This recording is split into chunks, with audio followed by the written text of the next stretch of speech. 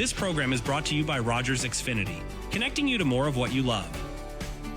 Visit Rogers.com for more details. The following program was provided by a valued member of our local community. Rogers TV is proud to support local producers and share local voices, ideas, and opinions. For more information, please visit our website. The opinions expressed in the following programs are those of the participants and do not necessarily reflect those of Rogers Cable or Rogers TV. Hi, I'm Mayor Danny Breen, and in this episode of Municipal Matters, we'll be talking about business and economic development in our city.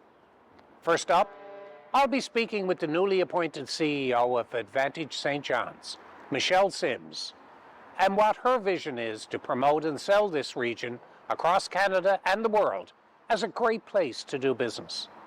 Later, we'll talk to the city's development team and a local developer about the processes involved in building a business, residential project, or any other development in St. John's. We talk about the many steps and considerations involved even before a shovel goes in the ground. Stay tuned. We'll be right back.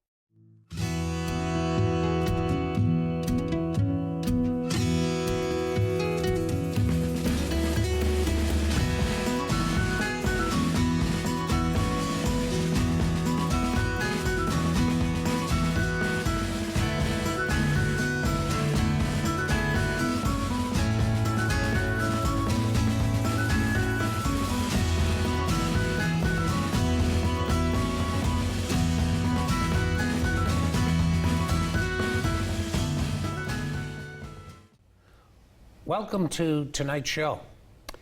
Last year we had a discussion around regional economic development and the creation of Advantage St. John's with the mayors of Paradise and the town of CBS. We now have, and I'm congratulating and welcoming Michelle Sims, who's the new CEO of Advantage St. John's. Welcome, Michelle. Thank you. So, congratulations on your new role. Thank you. And can you start by telling us what your vision is for for Advantage St. John's? Yeah, absolutely. So one of the really great things about this partnership is it gives us the opportunity to have one brand for the region as it relates to economic development. And so when we're outside of the province and outside of the region, we're speaking from one voice. We're sharing the assets of the entire region. We're talking about, how to sell the entire region, because in all reality, when a business moves into or grows up in St. John's or Paradise or Conception Bay South, the whole region benefits from that. And so I think one of the big visions for us is to ensuring that that partnership remains, to ensuring that that brand is there and it's consistent, and being really focused on selling this region to the world as a beacon of opportunity, especially as it relates to energy, oceans, and technology. So, Michelle, for those that are not familiar with you, yes, tell us a little bit about yourself and your background. Yeah, so I spent 20 plus years at the Genesis Center, which is Memorial University's incubator for high growth technology companies. In the last 8 years, I led that organization as its CEO, and the organization has grown immensely. I led a $10 million ocean startup project there as well, which was an Atlantic Canadian initiative that turned pan-Canadian. And so when the opportunity arose for the leadership role at Advantage St. John's, I thought it was a really good opportunity for me to take my skill set and apply it to something new, and really provide me with a challenge, especially as it relates to partners, 3 municipal partners coming together on something brand new, and being able to build it from the ground up and putting all those foundational pieces in place. So. Yeah, so you joined us in July as the new CEO of Advantage St. John's. So starting a new organization is a challenge. Yeah. Tell us what you've been doing since you started. Oh gosh, it's been super busy. So I have 10,000 balls in the air. Everything from setting up banking and CRA and finance structures, payroll, and all those things, to hiring the first team, building out the strategy, meeting with all of the councils, meeting with key business leaders in the community. There is also a network that exists nationally and pan-Atlantically of people who are focused on economic development, of attracting business and investment to Canada. So I have been meeting with them and learning from them and sort of vetting opportunities already. I think we've had close to 10 inquiries so far since July, which is incredible. Some of those opportunities have been manufacturing companies. Some of them have been in the ocean space. Some research-related companies. So already it's been really exciting and certainly very fast-paced, but that's great. So, with the new organization, obviously the priorities and the focus of the organization early on are established. What are the focus and priorities of Advantage St. John's in the short term? So my goal for the first couple of years I'm really going to try and boil it down to just a couple of things, because I think, we have 4 years of support from the 3 municipalities, and we can't be all things to all people.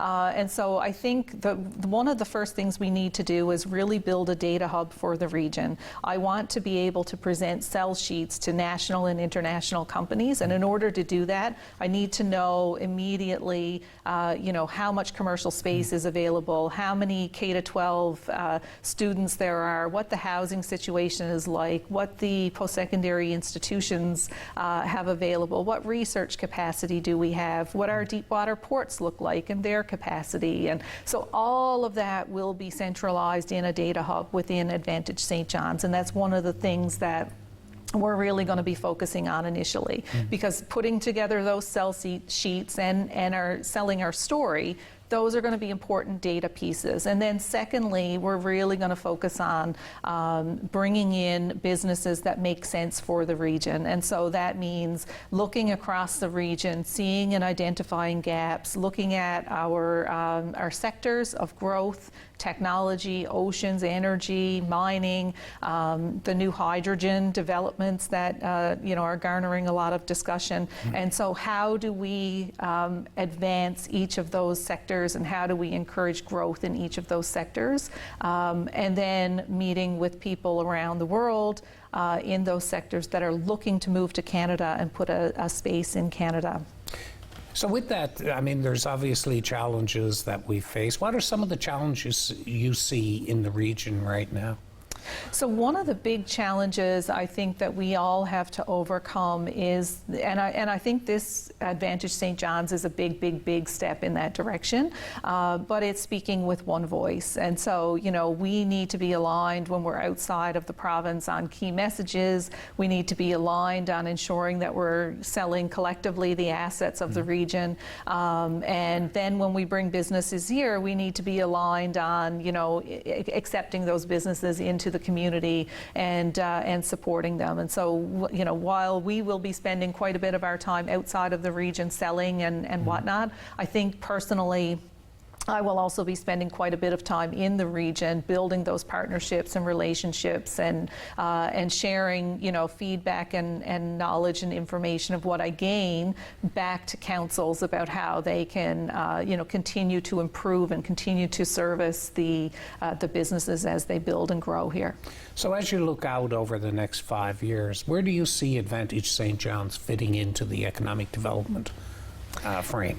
Yeah, so I think, Advantage St. John's has huge potential. I think that we will see businesses coming here that we will be supporting through Advantage St. John's. I think there is a tremendous investment potential. When I look at my exposure to investment through the Genesis lens of where I was, 97% of the investment that Genesis companies got while I was there came from outside of the province of Newfoundland and Labrador.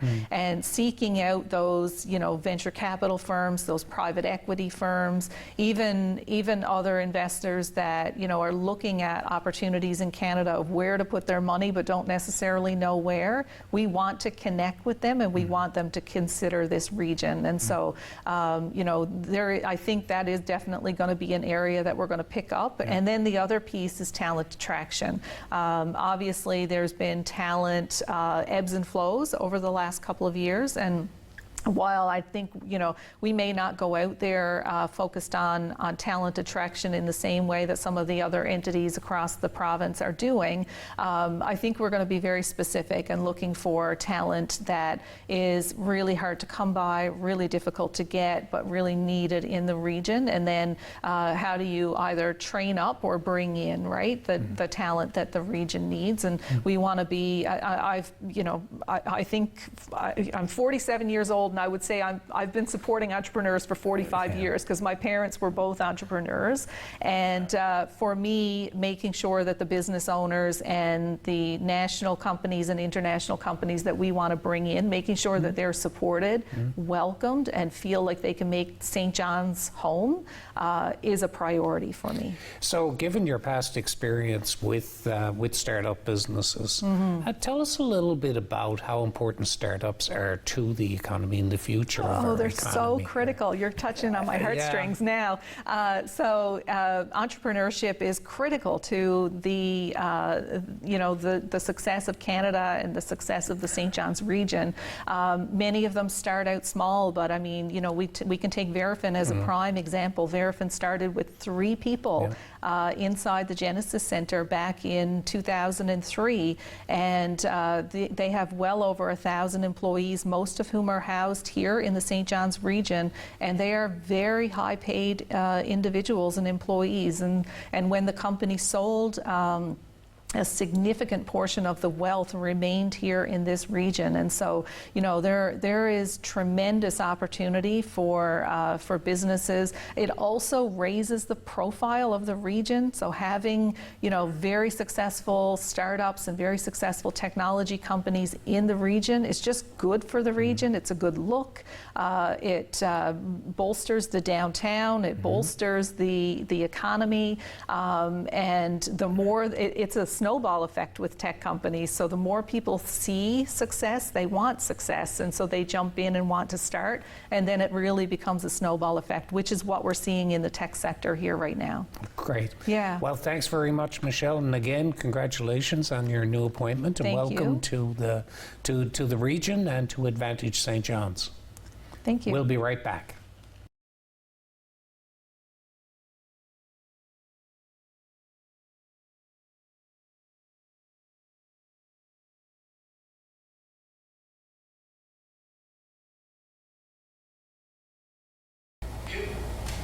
So continuing our conversation on economic development in the capital city, I have with us, we have Lindsay Lytle-Brushett, Supervisor Planning and Development with the City of St. John's, Tracy Gusney, who's the Manager Development Engineering, City of St. John's, and Justin Latta, who's the CEO of KMK Capital Inc., and KMK is a major developer in the province of Newfoundland and Labrador and in St. John's.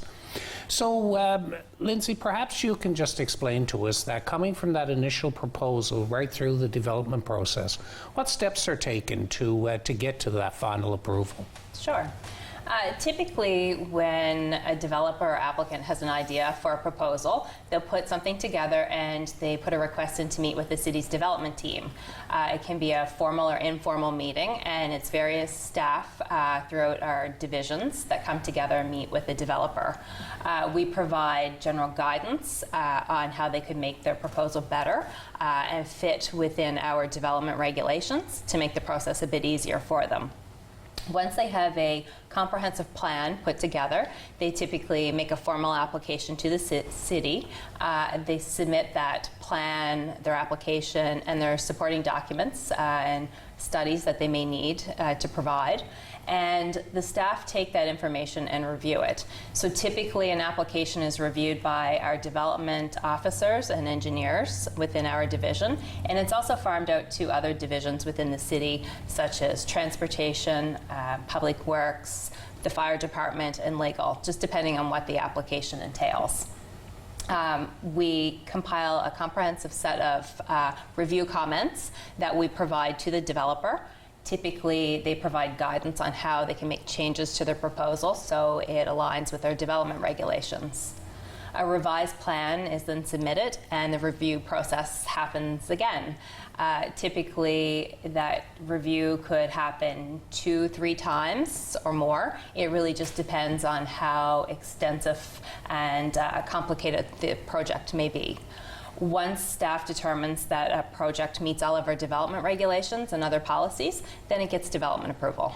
So as we get to that development approval step, Tracy, what are some of the key factors that your team looks at when considering these proposals? So when an application comes in, we need to review it against a couple of key documents that we have. We have our development regulations and our municipal plan. We also have our engineering guidelines. So with regards to the development regulations and the municipal plan, we want to make sure that the use, that the zone, that all of the elements in the regulations are met. And then we also give it a technical review against our engineering guidelines. So key things are, can it be serviced with water and sewer? Can it be accessed within our transportation network? So we look at it overall within the existing neighborhood. We look at capacities of the receiving systems. We look at the transportation network, whether that can support the development. And it's not just vehicular access, of course, it's pedestrian access and cyclists and other users as well. We're focusing a lot on our active transportation network. So that's something that we want built in and for developers to consider. We look at whether it fits in the neighborhood, whether it causes any issues with the surrounding neighborhood. In terms of stormwater management, that's a key one. We have a stormwater management policy that says that all stormwater needs to be managed on the site. So these are the main things that we look at. And like Lindsay said, we pull in expertise from different divisions across the city to give it that technical review. So Justin, you've been developing in the city for quite a number of years, both you and your company. What are some of the most significant challenges that you face when you're dealing with getting approval from the city for these projects? Yeah, I mean, development from start to finish it may sound simple, but it's complicated. And there are a lot of rules and regulations, for good reason, that need to be followed. The biggest challenge when it comes to getting a development approval is ensuring that development, your planned development, can fit and comply within all the rules and regulations. So we look at it in, well, I guess 2 different phases initially. One, does it meet the zone? And if it doesn't meet the zone, what's the likelihood of being able to get a rezoning? We'd meet with the city at that staff. So that's challenge number 1. But 2, making sure it fits within all the development regulations. So the engineering requirements, Tracy just mentioned stormwater, that's a big one.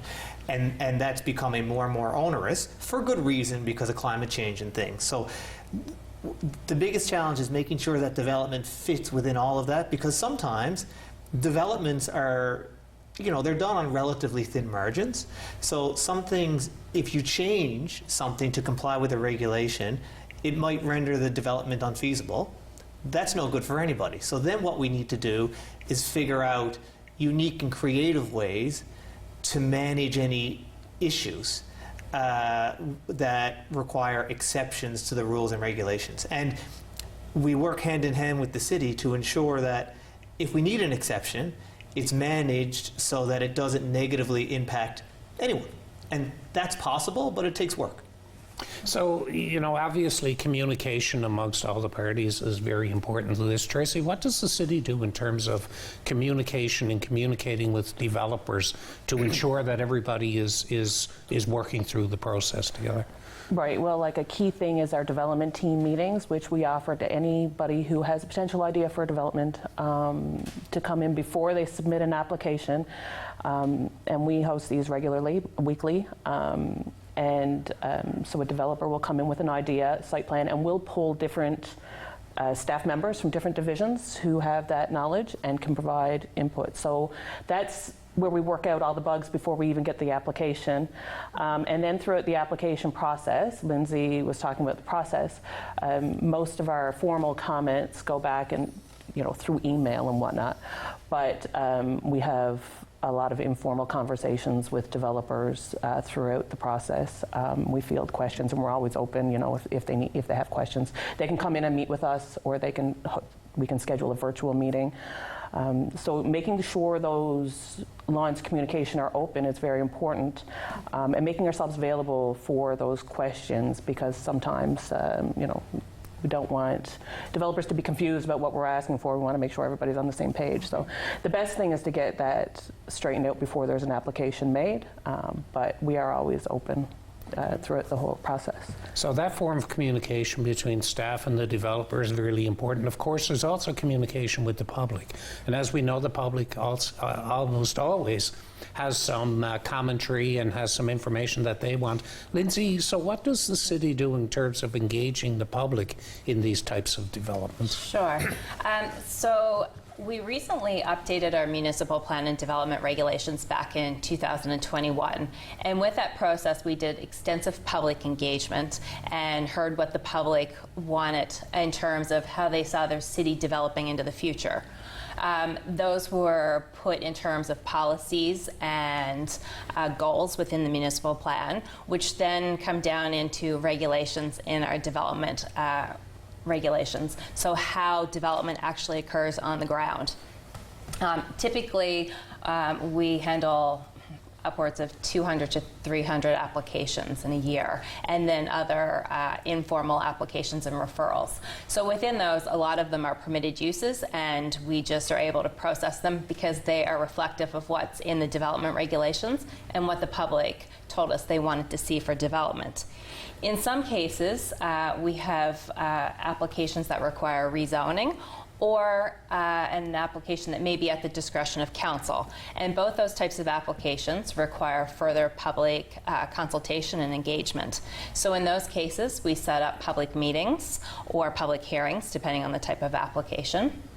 And we also do mail-outs and public notifications. So that gives the public a chance to send us commentary or speak at a public meeting on what their thoughts are pertaining to the development. And council uses that input then to consider their decision on the particular application. So Justin, your application is in, you've gotten commentary back, not only from staff on the regulations, but we also get the public commentary as well. How do unexpected things that arise there really impact your development and your planning of your development as you move forward? Yeah, well, one thing I think is good, and I think it's a recent change in the last version, is early in, say, rezoning. Because if Lindsay just mentioned, if it's already zoned, then as long as you comply with the regulations, you can go ahead and build. But in the event of a rezoning, and in a lot of cases, particularly in infill, denser developments, which everybody needs, but we need to manage things properly to protect all stakeholders, is at the beginning of that process, the developer is obligated to engage with neighboring properties and property owners in the area. So we've done that via email and mail outs, and then you ask for feedback. And then you got to take that feedback seriously. So we sit down with our team in the office, look at all that feedback. Sometimes you don't get much, sometimes you get a lot. Put it in different buckets and say, now, how can we deal with this feedback? How can we make changes to the development while not compromising the financial feasibility of the development, but to accommodate some of the concerns? And to the extent we can, we'll do that, because why wouldn't you? You want to be a good neighbor and you want the least amount of opposition. So getting that early is great. And then when we come to the city staff, we say, look, this is the feedback we've received, and here's how we've dealt with it. Now, will everybody be 100% satisfied? You know, Mr. Mayor, that's not possible, but hopefully we can do better. Yeah, so when there is an issue that arises like that, does the city then help the developer in kind of how they deal with those issues as you move forward? Yeah, so we work with the developer. I mean, all the communication that comes back from any of these public forums are shared with the developer, and we try to work through them as best we can. Yeah. Yeah, because there's always issues, and there's areas which have increased restrictions and increased requirements, like heritage areas. So, of course, heritage planning is a big part of this as well, right? Yes, and we have a bylaw that specifically outlines the heritage areas within the city, the different design requirements for those for facades of buildings. And we also have a built heritage experts panel that is there as well to give advice on these things. Justin, what do you see as the future in development in the near future? Where do you see the biggest market for you in terms of as you're moving forward? Yeah, I think this answer will come of no surprise, because it's the case nationally, and is housing. When I refer to housing, there's certainly opportunities in, building houses and selling them. But the biggest supply-demand imbalance, lots of people have heard me talk about this, is in rental apartments. There's a national shortage, a severe shortage, and that shortage, statistically, St. John's is one of the worst in the country in terms of demand outstripping supply. So, we're in many sectors, and in all sectors actually, and we'll continue to be active. But the biggest area for growth in the near term and medium term would be purpose-built rental apartments. Yeah, and we're also seeing too that there's a change in the condominium market is not what it was before, and there's so many. It's kind of one of those things that's changing so quickly that it's a challenge keeping up with it. Yeah, it's a challenge, and condominiums are challenging for a litany of reasons, but. The beauty of purpose-built rental apartments is nobody has a large amount of capital tied up in a down payment. Right. So there's more flexibility. They don't need to worry about condominium fees or special assessments for roofs. They pay the rent every month, and they can leave when they want. Well, thank you very much for joining us. This is a complicated and complex area, but it's something that everybody hears about from time to time, and I'm sure the public is very pleased to understand what happens inside these applications. So thank you very much. And that's it for us this week. Good evening. Did you enjoy the show? Let us know. If you have any questions, comments, or concerns with anything that you've seen on this episode of Municipal Matters, please drop us a line by email at municipalmatters@stjohns.ca. We will try to answer any questions that you may have.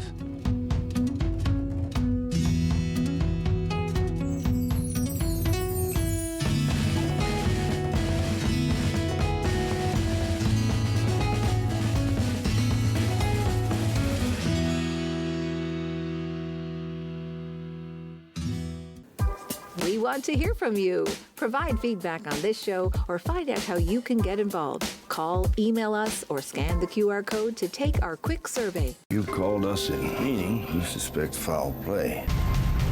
We have nothing to hide. How do we know that this sex scandal is real? It was completely consensual. Do you remember all of your cases, Detective Graff? Only the ones that keep me up at night. This is fraud on a massive scale. I didn't do anything. Sit down. You'll need a good lawyer to prove it. Well, we have one, and he's excited to meet you. You might have yourself a murder case.